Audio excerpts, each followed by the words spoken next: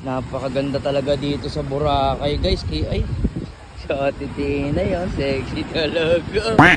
Pak na pak ang bilbil. Oh. Oh. Diba? Ganda. Boracay 2025. Talaga naman, talaga naman. Pak na naman ng jowa ko. Oh, na. Huwag ka lang sa side view, Ate Tinay ha. Yeah. Ah, may photographer ah. Pak. Oh. Pose. Oh. Mahalin mo yung babaeng may bilbil.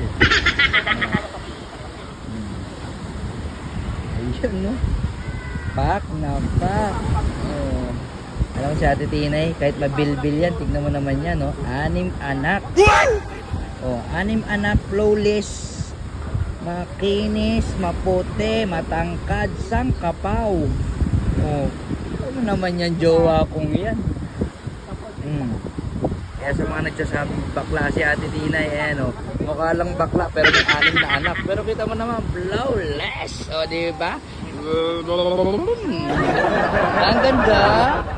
Ang ganda daw. Ang ganda daw. Matingin. Oh, ay, ang galing ni Kuya.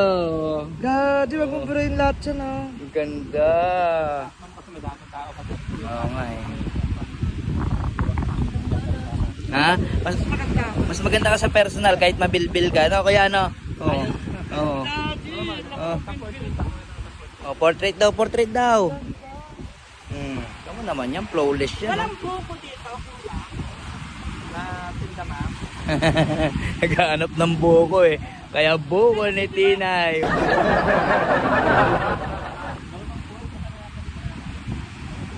Pak na pak. Wait lang, titingin muna ako dito ng baka may ibang view. Walang view. Ito lang talaga yung view nakikita ko. Oh. Pak.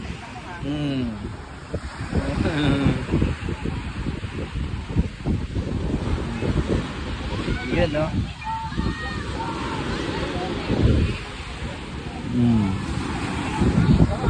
Diba? Si Ate Tinay kahit mukhang bakla yan, flawless yan. Oh, pak. Oh, pak. No look. Paano yung no look? Diyan, no? Oh, tangin na, flawless. Palong-palo.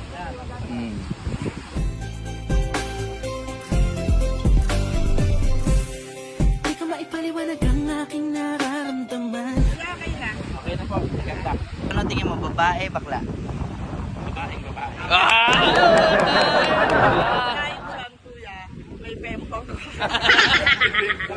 Gago to.